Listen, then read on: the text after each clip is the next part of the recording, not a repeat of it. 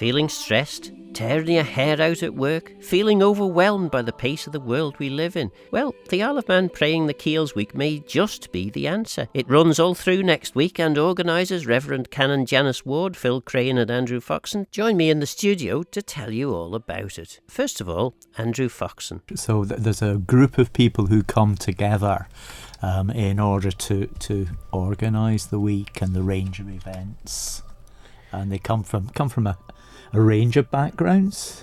Yes, yeah. I mean, we're not a formal charity. We've no legal status. We're just a few keen volunteers from different churches who recognise the value in exploring the countryside, the physical and the spiritual sides of that, and we meet several times during the year to begin to plan at the outset and review how the past year's gone, and then begin to put some flesh on the bones of the following year's programme.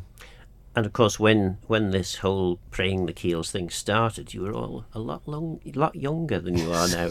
It's funny that, isn't it? It does seem to happen that way. Yeah. That was 2006, I believe, at the initiative of the then Bishop Graham Knowles. Yes, that's right. And he, as a come-over, recognised the value of of these gems dotted throughout the countryside. He must have been introduced to them, and I think on his behalf it was an attempt to kind of reclaim them from the church in a way that we sort of took them for granted and certainly wouldn't go out of the way to visit, and he saw that, hang on, there's something here that will resonate and chime with the people, and organised the Keeills Week. It's usually been on the 4th week of May, but I think we had one tried September or later, but certainly the last 10 years, we've settled on this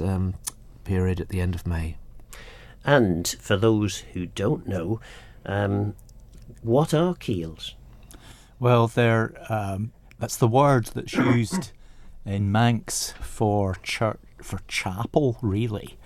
In other parts of the Celtic West, you find place names beginning K-I-L, kill, and it's the same word. It comes from a Latin word originally meaning a monk's cell, and then you get places like Kilkenny or Kilmarnock, and here we use Keil. And they're small places scattered through the Manx landscape in a way that we don't really see in any other part of the Celtic West.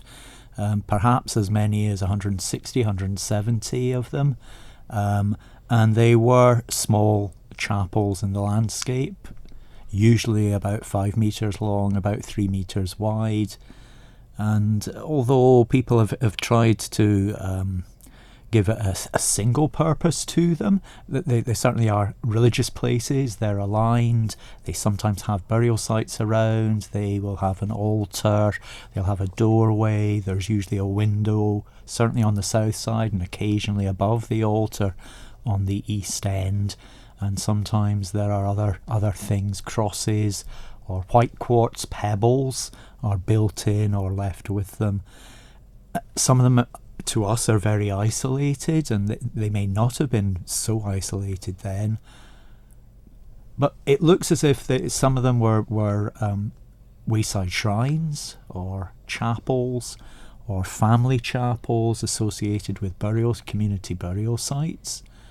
And then in a couple of places there are groups of them which we understand are part of monastic sites, Celtic Christian monastic sites. So thinking particularly of St Patrick's Isle, but particularly at Machault.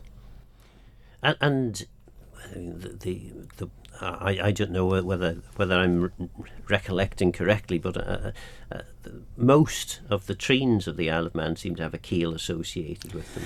Yes, and of course treens are divisions of parishes. Yes, that's right. And certainly one of the approaches suggested that there was a Keil within every treen, and many of the treens do have them. I think more recent discussions have suggested that that's not quite as likely as it was But personally, I still find it quite a nice explanation as to that distribution and why there are so many on the island. And of course, the sites are known, but if anyone is going along to see what a very, very ancient Celtic chapel would have looked like, they'd be sorely disappointed with what remains, wouldn't they? Yeah, I mean, we shouldn't oversell them because they are all in ruins, and you might get some at the most where the walls rise about a metre above the ground. And as Andrew said, you can often see the doorway is usually clearly shown. Maybe a space for the window if you're lucky. The roof made of thatch or timber, probably originally, long gone, of course, and many of the stones have been taken out for construction, which there's a legend that does not bring good luck to the farmer who did it, using for his farm.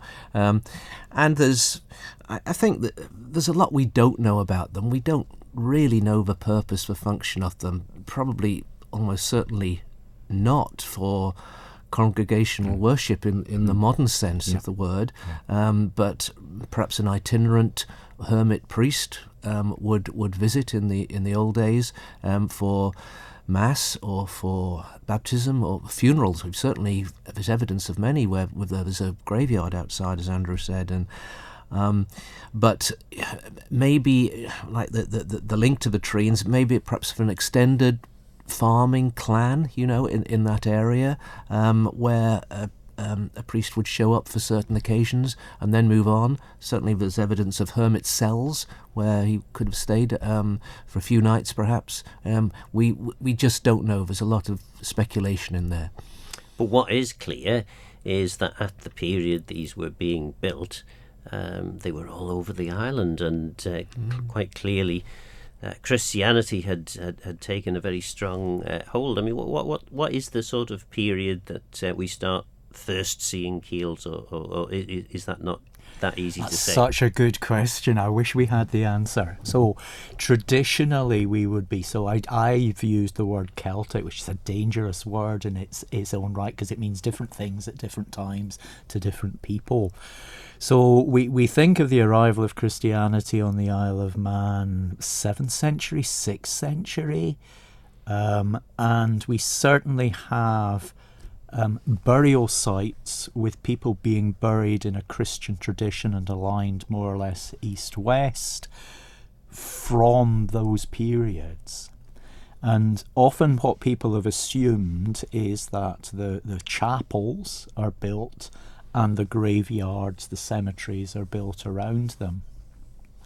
David Wilson, island resident and expert Viking specialist, has argued that actually we don't really have any evidence for the keels themselves being built until perhaps the 11th and 12th century, a period where the island is very much under Norse rule and Norse control.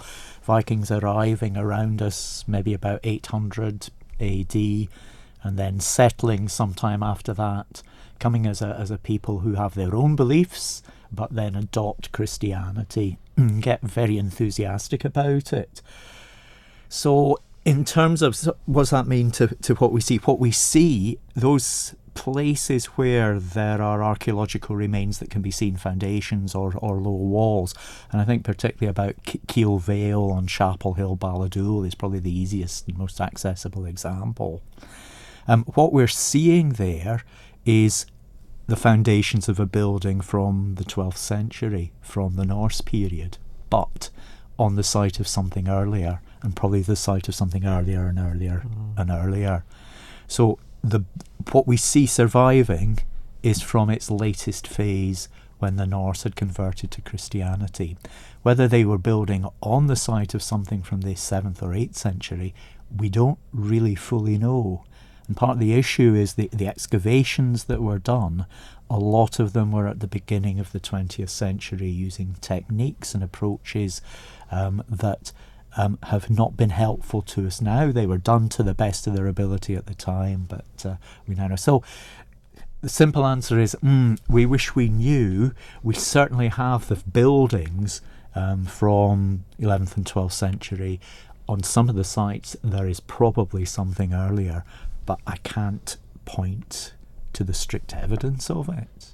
And what you need is, ideally, somebody building one of these sites needed to have put up, Andrew built this 1850, or Phil was here 753 or whatever. It would be perfect. That would have been useful. It would be perfect. Yeah. We actually, so that there is one interesting inscription. One of the inscriptions at Macholt is one of the June the Priest's inscriptions, where he invokes Malachi, one of the bishops in Ireland, and we know the death of that man, so we can say it has to be after he's died.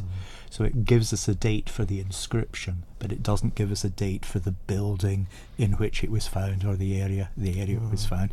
No, that would be perfect. Or evidence from radiocarbon dating, or those sorts of dating techniques. But hopefully that's something that at some point in the future, when we ask those questions of the right site, we'll be able to bottom a bit.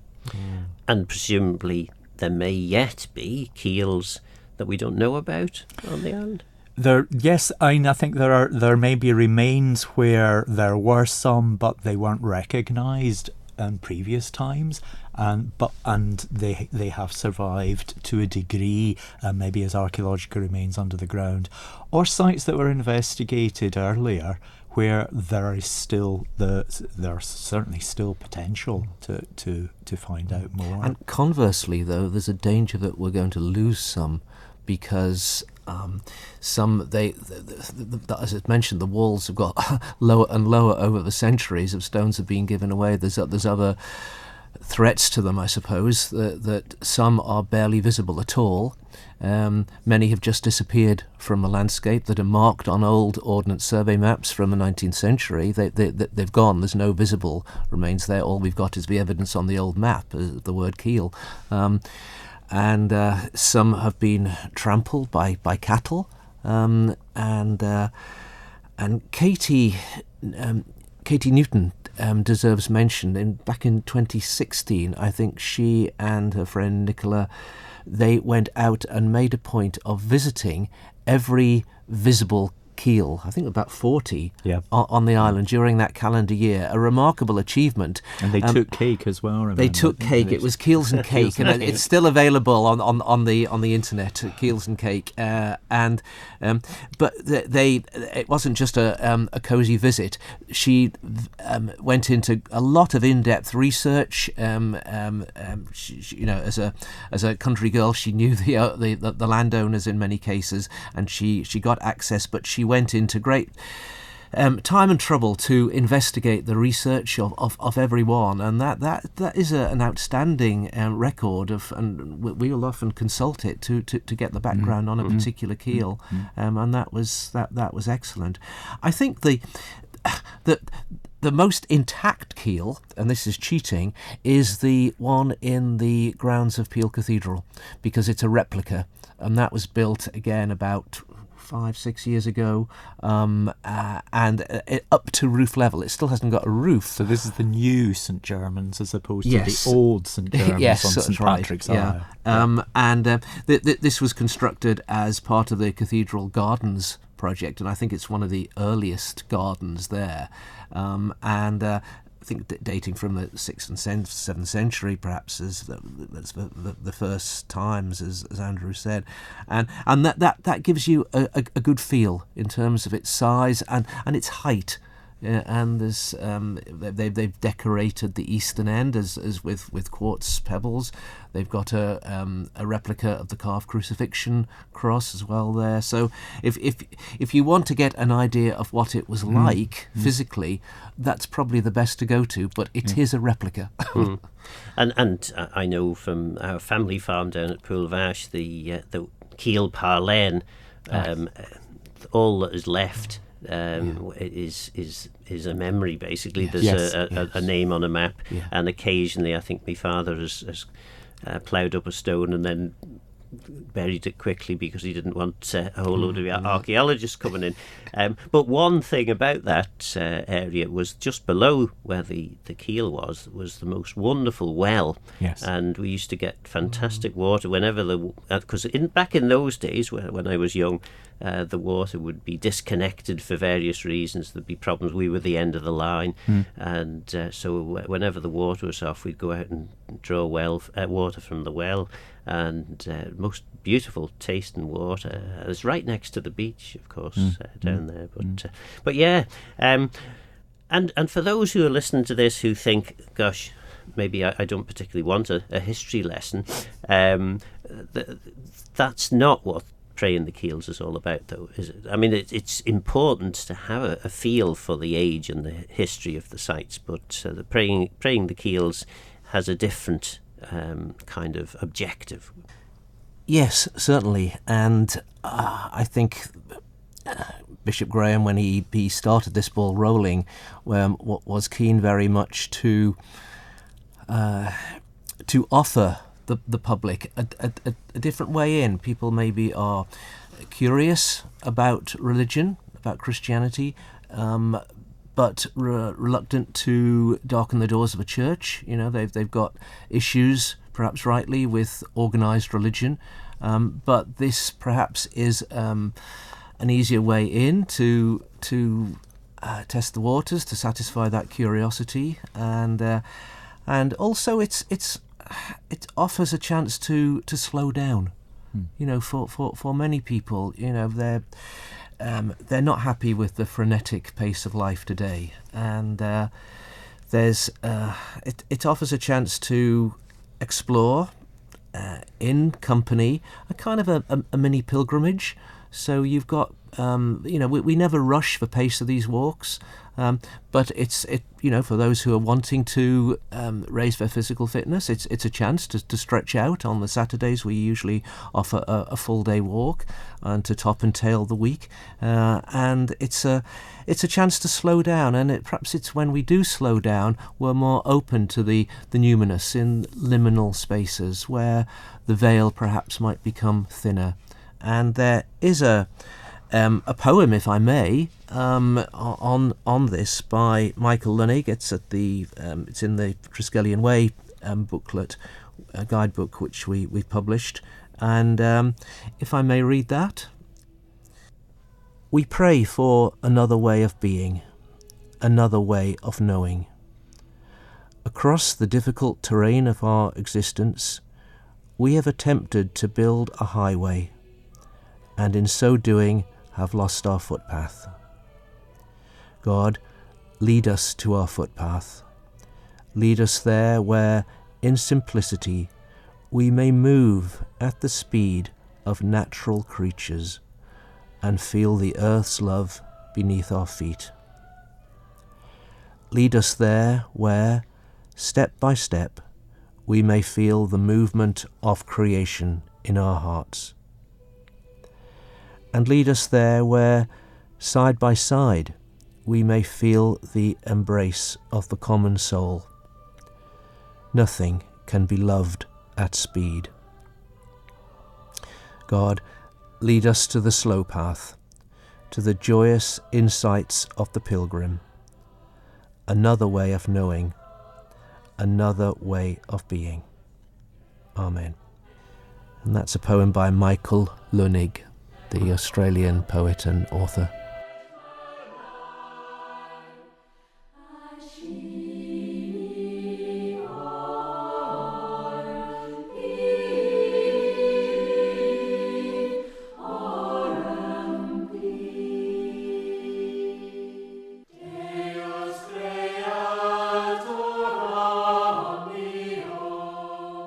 You're listening to Perspective with Praying the Keeills Week organisers Phil Craine and Andrew Foxon. And of course what you get, which we are perhaps not that good at these days, is just actually being out in the countryside and being silent, which there are occasions during these walks where there is silence, and you get to you just get this amazing experience of the world, and it's a completely different world to the one which most of us lead most of our lives in. That busy technological life with all sorts of things, with engines and radios, well, probably not even radios these days, devices, computers, whatever it may be, spewing information at you on a second by second basis. And actually just being able to stand and listen to nature, listening to the birds singing, because of course evening walks, it's a great time because you get quite a lot of chatter from birds, and it's just a wonderful thing, isn't it? Yeah. No, I think that's absolutely right. I think what we try to do with Praying the Keeills Week is to create a series of events, walks, a coach trip, explorations that are for a range of abilities, range of distances, range of challenges, but they're safe spaces where people can share and have time on their own. We spend an awful lot of our time travelling from one place to another. This focuses on the journey in between. It's about the being together and sharing and personal experience in the landscape, and that landscape has what we have now, but it also has traces from distant pasts to explore and to listen to. There's what we bring into the landscape when we walk, but there's also what we can experience in the landscape when we slow down and stop and make ourselves open in company. And that certainly I find, and a lot of people find that very, very rewarding and regrounding. And it is awe-inspiring, really, to think that people have been coming to these sites for 1,500 or more years and doing very similar sorts of things, just getting that inspiration from place and from being together with people. It's a great experience. Sometimes you can simply put your forehead against one of these stones. Think someone carved this perhaps 1,500 years ago, and make a link. You don't have to sort of be open to the vibes, man, but you just have to make the link. Someone carved that stone that I'm touching now, and go back in history. How many people over that 1,000 years have come and touched and just been open to nature or worship in that place? And it goes back, and we resonate with our forefathers. I wonder in 1,500 years whether people will be getting the same level of inspiration from a digitally recorded emails and what have you. I suspect not. I suspect not as well. And we're finding Absolutely. evidence, aren't we, now that improved mental health it comes from both taking time to be in nature. You don't have to be religious. You just appreciation of nature, and secondly, being in company. Especially maybe post-COVID, where we retreated into our own shells, we're more time by ourselves. That's not good for our mental well-being. And so again, these walks offer a chance to be in nature and be in company. And there are times when, during a walk, we pause from time to time, and if you don't like the person you're walking with, the cards are shuffled and you can choose someone else. You're not stuck with someone for 2 or 3 hours necessarily. And there are times, as you said, Phil, where we just take time out and we encourage people to say, well, we're going to walk the next mile in silence. And in that silence, we're open to whatever comes. And I think just not talking walking makes us more sensitive to the sights, the sounds, the smells that are all around us. And the things that we experience from that. And we all experience different things because we're different people. And being comfortable in being different people, responding in different ways is really important, because we get lots of pressures to be channeled to respond in particular ways. Indeed. And you are doing some channeling. What is the timetable for the week? Because it started yesterday on the Saturday, but there's a whole load of events that will be taking place. So the first event was yesterday, the 18th, and we met at Santon, and we did a 5-mile walk, taking in the coastal path and round there. So people brought lunch, and we spent some time exploring the area of around Port Greenock. On Sunday afternoon, we're trying something different this time. A short walk, no more than 3 miles in Marown. We meet at 4:30 in the primary school car park, and then we will walk along to the Keeill at Glenlock, just off the TT course near the campsite there. And it's although it's close to the main road, it's not widely known, and it's a beautiful little gem of a Keeill, and we'll have some short prayers and reflections there before walking back along to Marown Parish Church, where the mariners will be singing that evening, and we shall join them. And I didn't mention that the theme this year is the sea, which chimes with the bicentenary of the RNLI, and so that will be woven into a few of the events that we see. And what better way than to join the Mariners Choir, and that will go on till 9 o'clock. A nice gentle start on the Sunday.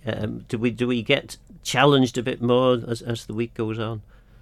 I suppose the next challenge, the longer walk, is going to be the following Saturday the 25th, where we're connecting the two keels that you can't see anything of, but are very much connected with the sea and with springs, and from St Catherine's in Port Erin, and then walking via the Howe over to Port Lamurra, to Port St Mary. And that's one of our longer walks. But in the middle of all that, there are a whole range of shorter walks. On the Monday, we're in Ramsey doing an exploration around Ramsey with Marinda Fargar. And then we've got Peter Kelly doing a talk about really the Roman Catholic Church and its position on the Isle of Man that evening up at St Anthony's in Onken. The Roman Catholic Church has, in recent centuries, had perhaps a less prominent role on the island, but if we're going back to the time of the Keeills, well, I don't know. How did the various branches of Roman Christianity work?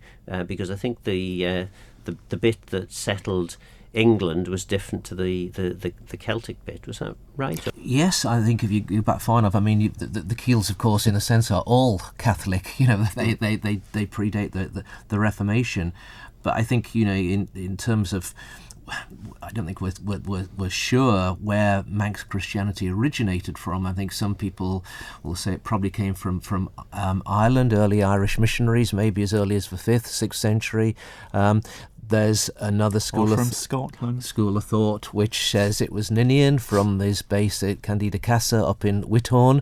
Would have been very visible. The Isle of Man would have been very visible from there too, and that would have had an influence, especially in the northern parishes.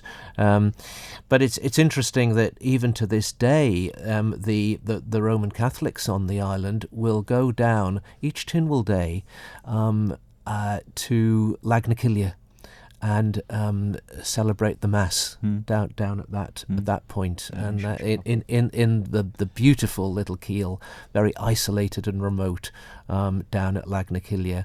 And if you stand at clearly the doorway of Lagnakilia, just below Iroquoislin, you look out and you go straight out to the summit of Slieve Donard, the highest peak of the Mournes, Mountain Mournes in County Down. And I personally don't believe that's a coincidence. Maybe those early Irish missionaries built it and looking straight out to sea, back to their homeland. And of course, you mentioned that it's isolated, but again, I don't know. I pick these things up, so maybe I've got this wrong. But there was quite a significant community just east of the Slough, and it's believed, of course, that people came from that end to Lagnakilia, yes. And actually, it's not that far for them to get there. It's isolated now, but there was a route, especially a pack horse route and a route along the coast there. So in its original time, it wasn't it was on a routeway along the coast there. But as Phil says, you're looking straight over towards County Down, and where Patrick came from at Saul, and Slieve Donard was one of those Irish peaks of pilgrimage as well. And you had that wave, I suppose, of early evangelization coming in from either Ireland or Scotland. It would have been the Celtic, again, as Andrew said, a difficult word, but the Celtic branch of Christianity. And Columba landed in Iona in 563, I think, and that spread into Scotland and the north of England, Northumbria. Not too distant in time from when Augustine was landing in Kent, sent by Pope Gregory, was it 504, and bringing the Roman version up from the south.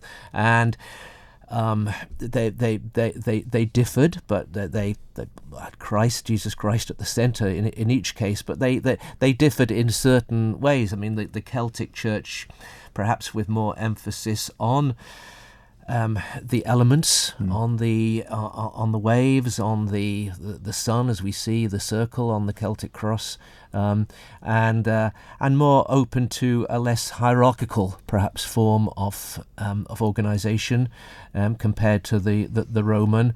And of course they met, I think, at the Synod of Whitby to thrash out some of the differences, not least the formula for the date of Easter and the shape of the monk's tonsure, his hairstyle, and you think, what those were that was the agenda then, and you wonder what historians in 500 years' time are going to think about today's church agenda. So there was those two waves going on in the 6th century, right at the start. So Peter Kelly then has inspired us to go out and seek these keels. What happens then thereafter in terms of the programme? Okay, on the following day, Tuesday, it's an evening walk up to St Patrick's Church, Derby, where we're meeting at 7 o'clock. And we'll have a look around the churchyard there. Derby's interesting. They've discovered 2 new cross slabs recently, so they may or may not be ready to be on display there, but we'll hear about them certainly. And then we will take a walk, just a short walk, 2 miles in all, to Keilkickle. And Kickle is the Manx for Cecilia, Saint Cecilia, the patron saint of music. And Phil, a special guests that evening will be none other than your very own Kerjan Kuja, who've kindly agreed to sing for us in the church and at the Keills. So that will be very special. Yes, unfortunately, I think Tynwald is sitting that day, and I'm covering it for the radio. So I will hope that they don't overrun on their sitting, because it finishes at 6:30.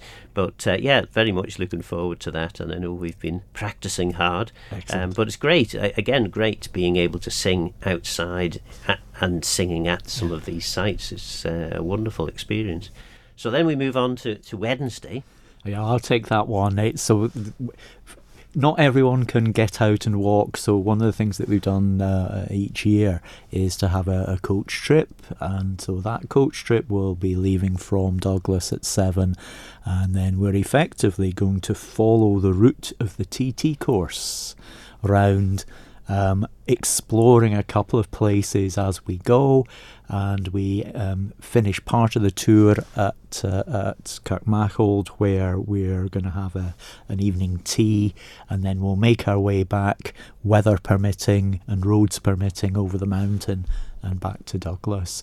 So that provides a different way of visiting, travelling and talking as we go. So that's Wednesday, then we move on to Thursday.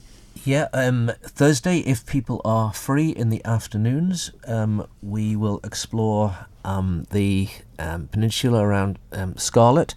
We meet at 2 o'clock in the car park, at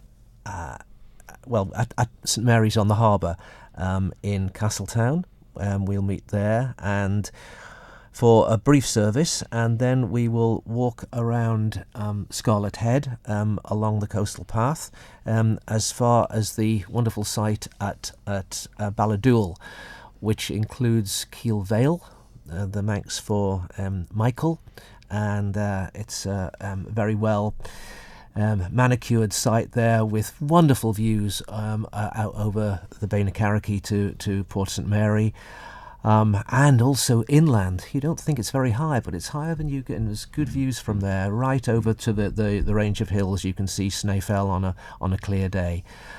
So we will spend a little time for prayers at the Keil there, but also we won't ignore the Viking ship burial, which is also in that site, and there's Bronze Age kists there, which it's a very rich site, and it's a promontory Iron Age site in itself. So a lot to explore there, and then we'll continue along the road, passing Pulvash Farm, and going around there, and coming back inland to back to the school, back to Castletown. So that is quite a lengthy afternoon walk. Say an early start at 2 o'clock, and it'll be about 5 miles altogether. That then brings us on to Friday. Not quite, because there's right. something on Thursday evening too. And again, this is for non-walkers, but walkers are equally welcome, although spaces are limited. And it's at Tide of A, the new-ish retreat house in Peel. They have kindly offered to put on an armchair pilgrimage for us this year, which went down very well when they did it last year. And sticking with the nautical theme, they are celebrating Brendan the Navigator, one of the early Celtic saints who reputedly travelled thousands of miles over land and in his coracle. And so the Tide of A folk are going to be exploring through that lens of St Brendan's what it is to journey out and trust to God on the wild waves. So I mentioned booking is necessary for that, as it is for the coach trip, because spaces are limited in each case. And I'm guessing, I have this sort of vision of people being wheeled around in armchairs. I presume it doesn't quite work like that. No, they've got a very comfy lounge, but the seating is fixed. But they might well decide to use the gardens. So then we get on to Friday. On to Friday, yes. So we try to explore as many parts of the island as we can each year. So on Friday we'll be in Peel, and we're beginning at the RNLI station, so making that connection with the sea and the RNLI at 7 o'clock. And then the rest of the time, courtesy of Manx National Heritage, we're inside Peel Castle on St Patrick's Isle. And there are a number of keels, chapels, churches, cathedrals in there. So we'll explore partly that story, but also some worship in there at the end of towards the end of the week. It's timed so that if the weather's kind, and let's hope it is, we'll be able to watch the sunset in Sunset City at about 9:30. That will be a good way to spend an evening. I think that's got us to the end of the calendar, because we mentioned the the last Saturday at the very start, didn't we? What are you hoping for? Each of you. What's going to be your standout moment? Would you hope from this? We're hoping for sunshine. Yes, it has been a bit damp underfoot, hasn't it? Yeah. So for me, I find it easier to be in the evenings. I like the end of the day. I like the sense that the day is coming to the end, and it's a time to move things that have stressed me in the day out. So for me, the highlights are going to be up in Derby and St Patrick's Isle. I'll be very pleased if we get some people we don't know along. To any or all of the events. Sometimes, in the past we've been people who we don't know. It's lovely to meet them, and they've maybe heard about it. Maybe they'll hear about it on this radio show, and to offer them a warm welcome and to get to know them. Often they're new to the island and they've just picked it up. What on earth is a keel? What's this all about? But if you just want a lovely walk, come along, and hopefully we'll offer some Manx hospitality and a warm welcome. That was Phil Craine and Andrew Foxon. Another member of the committee is the Rev Janice Ward. I'm the Rev Canon Janice Ward, the Minister for the Parish of Moran, Foxdale and Baldwin, and one of those on the Praying the Keeills committee, which is a great privilege. It's wonderful to be involved with such a unique and wide-ranging set of events on the island. We've heard a bit from Phil and Andrew about what's happening and about the history of keels and that kind of thing. Obviously, you're the Reverend. What is the sort of spiritual element to this, and why is that important, do you think? I think we live in a society where, on the one hand, we marginalise and sideline something of the spiritual aspects of life. We favour technology and science and things like that, and see that as the way forward. But we neglect our spiritual side, I think, whilst at the same time having a hunger for it, something deep within us that is unfulfilled. And it's a myth that science and technology and spirituality are not mutually beneficial. We need all of those things, especially in modern society. But I think we struggle to find that spiritual element that comes through praying the Keeills, and the peace and the oneness with nature that comes through that week's activities. And you don't have to be a Christian, practicing Christian, to come on these trips, do you? No, absolutely not. You don't have to be a person of faith at all, but somebody that enjoys nature, that loves to be outdoors. Perhaps you don't feel that you get enough opportunities to do that sort of thing, and appreciate also perhaps a little guidance as well. So there are always people to lead the events. But just that opportunity to be out and about in the beautiful Manx countryside that we have, and have that peace and serenity that sometimes we lack in daily life in our busyness. And we are very lucky, aren't we, in the Isle of Man, that there are so many of these ancient sites. And of course, a lot of the sites of the Keeills are in quite isolated but very beautiful parts of the island, aren't they? That's right. I mean, we have such a rich and deep heritage here. And sometimes it is rather hidden because these keel sites are tucked away sometimes. Some of them are more visible than others, and some of them are on private land or not easily accessible sites. So we are very fortunate that the Keeills Committee sometimes have access to places that others would not be able to get to. In relation to the various events that are taking place this week, have you got any particular things that you're looking forward to? Are there particular sites that you're looking forward to visit, perhaps that you've not been to before, or places that you have been to before that you really enjoy? I'm very much looking forward to the visit to the south of the island, to around Castletown and that area, and just being able to explore in a guided way some of those places that perhaps I've missed in the past, be able to look out to sea, and just experience all of that wonderful coastline and things, and see those little nooks and crannies that the casual visitor might miss. The committee, obviously, I know it involves 3 people because we've had Phil and Andrew and yourself. Presumably there are more on the committee, and presumably it's quite a challenge to organise something like this. Indeed, there are 6 more members.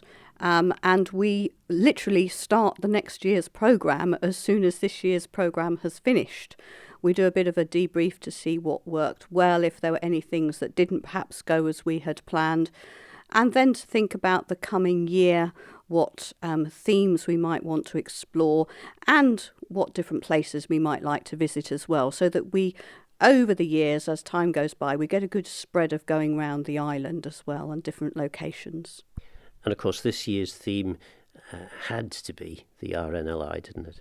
It did, yes, that's right. That was an easy theme, if you like, to pick up on, and all of the celebrations around that. And of course, we have such magnificent coastline, and many of the Keil sites are located near to those sites as well, and near to the coastline. So that was a very obvious theme for this year. What would you say then to someone who's listening to this and thinking, praying, that's not something I do. Keeills, that's something to do with the church. That's another thing I don't do. What would you do to encourage them to think again? Well, I would just encourage people to go on to the website or onto the Facebook page or pick up one of the leaflets and just have a look at what's on offer. Because there really is something for everyone, and you don't have to have any religious affiliation at all to appreciate any of the things that are going on, and I'm sure you will find something to dip your toe into. Feel the sand between your toes as we celebrate the sea and our connection with it, and just be brave and give it a go. And this isn't an overtly evangelistic exercise, is it? I mean, people can go and remain of their non-belief if they are non-believers or whatever other faith they may have. This isn't an attempt by the church to overtly influence people, is it? Oh, no, absolutely not. No, this is very much an opportunity to connect spiritually in its widest interpretations. So there is no expectation on the part of the organisers or anybody else that's involved in any way evangelising or anything like that. We do have refreshments and connections with local places of worship, but this is very much an open and general invitation to just come along and enjoy, with no expectations that people are going to want to join any of the churches or chapels or anything else in an organised nature like that. No. And we're recording on one of the most glorious days you could hope for in May. Presumably you will be doing a little bit of praying that the week will be as glorious. Well, absolutely. I mean, if it can be a day as beautiful as this one, then that would be wonderful. But the countryside is absolutely gorgeous, whatever the weather. And we have taken that into account as we've organised walks and things like that.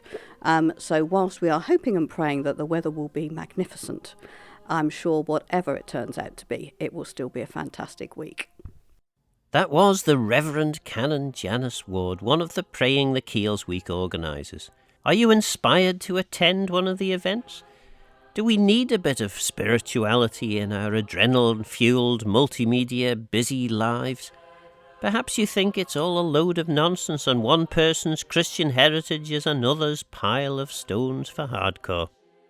Let me know your thoughts on the programme by contacting Phil Gawne at manxradio.com and get in touch if you have any ideas for future shows. Don't forget this programme is available as a podcast on Manx Radio's website. Manx choir Kurjan Kujak has been providing the incidental music. So for now, I'm Phil Gawne. Goramayus and Geishakrum. Thanks for listening.